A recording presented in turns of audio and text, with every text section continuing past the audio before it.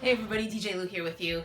This is my home setup here for recording shows live from home from my collection of gear that I've got. So I just want to walk folks through a couple of different ways that you can potentially record a show from home if you really want to help participate with getting new content onto the station.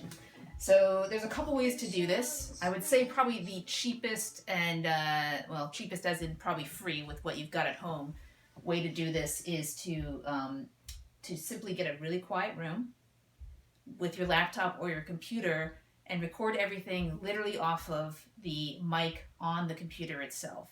So that means being able to play music in your room, basically. So I'm guessing probably a stereo setup that has speakers, etc., where you're able to put your audio input, so CD players, record players, tape decks, even an additional MP3 kind of playing machine, so iPad, an iPhone or something that's able to get recorded by, again, an on laptop microphone. So that's one idea, is that you have to have a totally silent room, has to be pretty quiet. It's going to be not the best audio, but it's at least something that's going to get some new content on there. It'll have kind of like a live concert sound to it. And again, you're relying on the on laptop or on computer microphone to pick everything up, so you don't want to overblow things. You don't want it to be too loud when you're talking to do as your mic. You want to be close to your computer. And of course, you want to make sure that you're turning the actual music down. So on a stereo unit, you would just turn it down like I did at the beginning of explaining this free and easy way to do it. So the second idea I have for you guys is to use this program that I've found online that's called Mixlr.com. So that's MIXLR.com. And I'll send the information in an email as well with a link to this video. You can set up an account. It's $10 a month. You are able to do a live stream. So no worrying about copyrights or anything else. You just have a literal live stream that's picking up from your computer out to the world. So you actually could do that free version I was just explaining to of like your own home setup here, picking up just your computer's mic, basically, your live feed, and putting it out to the world.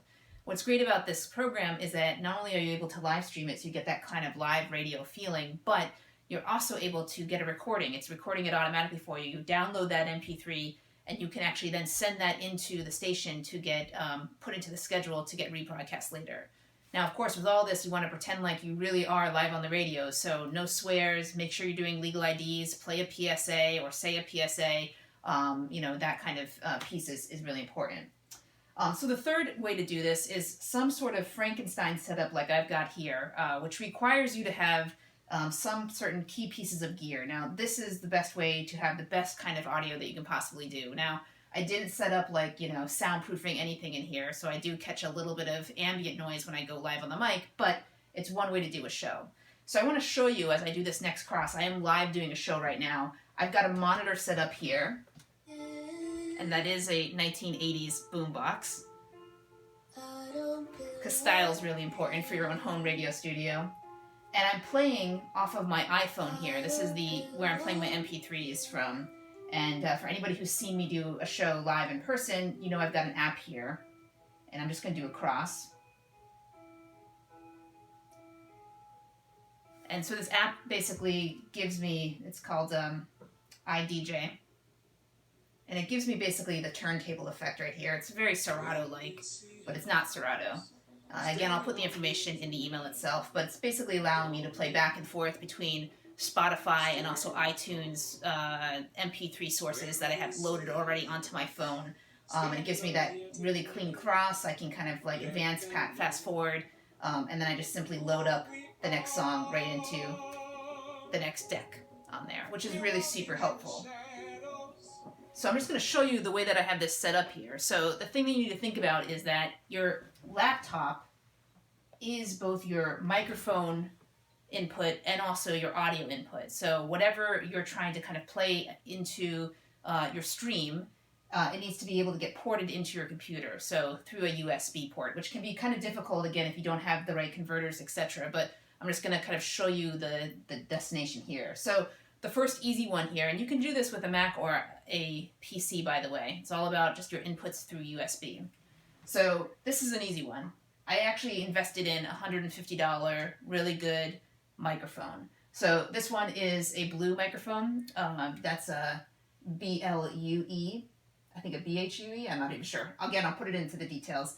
And what's great about this is that it's a professional microphone, essentially. It sounds really good. Lots of podcasters use it. You're able to mute the mic and then turn it back on, which is a key piece to actually having that flow of radio right there. It's really sturdy. I'll have this for years, so it was worth the investment to me because I think that this is going to be going on for a while. And then it just plugs right in into one of my USB ports. So I've got my mic all set. It's not going anywhere else before it goes right into the computer, which is great. Now my audio setup is a little bit different. So I've got only one other USB port on my computer here. So I needed to be able to figure out how do I get my iPhone into my Mac, because you can't do it through your monitor, which is, again, your headphone jack there. When you plug in and you play off of your computer, it goes outbound or inbound. But the inbound is actually only for you to listen. It's actually, you can't send a feed in through a headphone jack on a Mac. So that's kind of a frustrating thing you have to work around. So that's meant that I've kind of had to do this whole workaround thing here in order to get things into my USB port. Now, this would be super easy if I had a mixer that had an output that was a USB. So if my main output on my mixer went right to enable to go to a USB, which actually is most new mixers have that set up, I'd be good to go. But my mixer, of course, is really old. And hang on a second, we're gonna do another cross.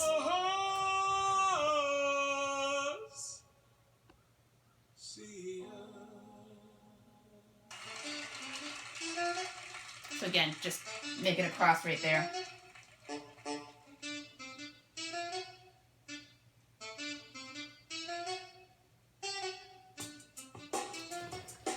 Little Maceo Parker. All right, so as I said, if you have a mixer at home, you're probably good to go if it's relatively new, like within the last 5, maybe even 10 years. I don't know actually when they switched over from analog outputs only in order to go digital. So if you got a digital mixer, you probably can actually treat that as your board actually, and just port it right into your computer. You could probably even run your mic through a digital mixer. But if you're like me and you have a really old, beautiful Rain mixer, they don't make them like they used to, and there's no digital anything on this thing, I have to figure out a way to convert my audio coming out of my mixer, the analog sound, into a digital box. And so this is another piece of gear that I bought a while ago when I was recording some podcasts from home. This one was about $80. I got it from the Guitar Center. You can probably get it online. And what this does is it actually, through my mixer, it's coming out just two, these are 1/4-inch plugs here, just a regular old audio feed. It goes in here, and this box actually converts it into a digital feed. And then digitally, it's just coming out the back and going right into a USB port into my computer. So this is great because I can do a lot of things with this if I wanted to through my mixer. So again, I could plug in a computer, I could plug into a mic into this. I could plug in CD players. I could plug in my record players into this thing because it really is just a regular old Rain mixer right here with all the ports. Right now, I'm actually just using it for one channel, and that's where, again, my iPhone is plugged into. So my iPhone jack is basically plugged into a Y cord, so a mini to a pair of RCAs into one channel, which is the CD channel on this mixer. And ironically, it's converting it into an analog-only feed, then coming out of this mixer into my digital to convert it back into a digital and then back into the computer. So that probably makes it sound like the audio is crappy. That's not the case, actually. It sounds pretty darn good. Then the last thing that I want to do is that for monitoring this, you can actually hear what you're doing. If you're doing it this way, you want to have headphones so you can hear yourself when you're talking on the mic.